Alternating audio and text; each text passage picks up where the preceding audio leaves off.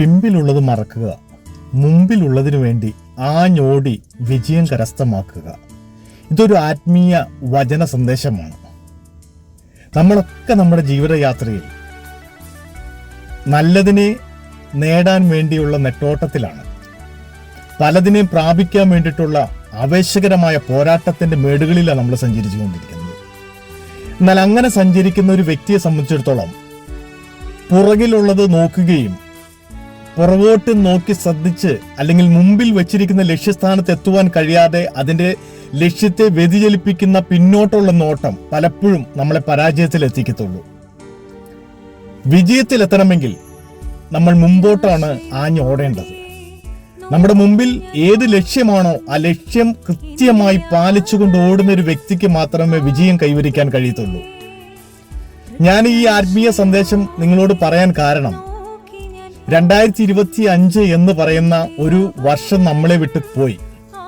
അത് നമ്മുടെ പിന്നിലേക്ക് പോയി. അതിന് ഓർമ്മയിൽ മാത്രം നിലനിൽക്കുന്ന ഒരു വർഷമാണ്. അതുകൊണ്ട് തന്നെ 2025 എന്ന ആണ്ടിൽ, ആ വർഷത്തിൽ നമ്മൾ തുടങ്ങി വെച്ച പല കാര്യങ്ങളുണ്ടാകാം, അല്ലെങ്കിൽ നമ്മൾ ആഗ്രഹിച്ച പല കാര്യങ്ങളുണ്ടാകാം.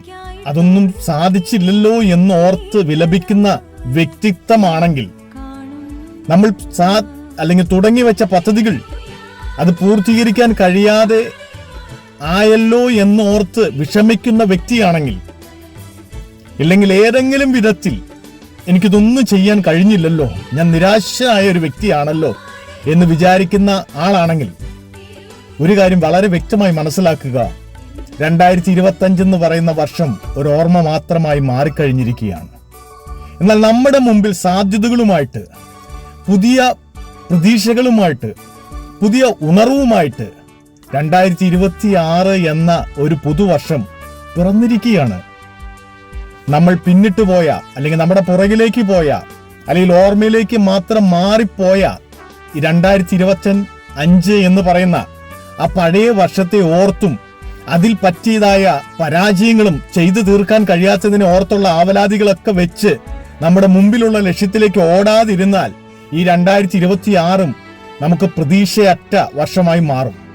എന്നാൽ പ്രതീക്ഷയുള്ള, പൂർത്തീകരണത്തിന്റെ, വിജയത്തിന്റെ, നല്ല അനുഗ്രഹത്തിന്റെ ഒരു വർഷമാക്കി 26 മാറ്റണമെങ്കിൽ പിന്നോട്ട് പോയ 25 പറ്റിയ പാളിച്ചകളും അതിൽ പൂർത്തീകരിക്കാൻ കഴിയാത്തതിനെ കുറിച്ചുള്ള വേദനകളും നിരാശകളെല്ലാം അതെല്ലാം പോട്ടെന്നേ, അതെല്ലാം ഒരു സൈഡിലേക്ക് ഉന്തി മാറ്റിയിട്ട് അതിലേക്കുള്ള നമ്മുടെ ശ്രദ്ധ മാറ്റിയിട്ട് അതിനെക്കുറിച്ചുള്ള നമ്മുടെ ആവലാതികൾ മാറ്റിവെച്ചിട്ട് പുതിയ വർഷത്തിൽ, കഴിഞ്ഞ വർഷം എനിക്ക് ചെയ്യാൻ കഴിയാത്തതിനെ പൂർത്തീകരിക്കാൻ കഴിയുന്ന ഒരു വർഷമാണല്ലോ എൻ്റെ മുമ്പിൽ വന്നിരിക്കുന്ന എന്ന ദൃഢനിശ്ചയത്തോടെ, ആവേശത്തോടെ പിമ്പിലുള്ളതിനെ മറന്നിട്ട് നമ്മുടെ മുമ്പിൽ പിറന്നിരിക്കുന്ന ആ നല്ല വർഷം 2026 എന്ന പുതുവർഷം നമുക്ക് പൂർത്തീകരിക്കുവാൻ പല പദ്ധതികളും പ്രാർത്ഥനയോടെ ആരംഭിക്കാം. ദൈവത്തിൽ ആശ്രയിച്ച് ആരംഭിക്കാം. ദൈവത്തിൽ ആശ്രയിച്ച് തന്നെ പൂർത്തീകരിക്കുവാൻ കഴിയട്ടെ. നിരാശയില്ലാത്ത, വേദനയില്ലാത്ത, ആവലാതികളില്ലാത്ത പല നന്മയുടെയും അനുഗ്രഹത്തിന്റെയും സമൃദ്ധിയുടെയും നല്ലൊരു വർഷം ഞാൻ നിങ്ങൾക്ക് ഏവർക്കും ആശംസിക്കുകയാണ്.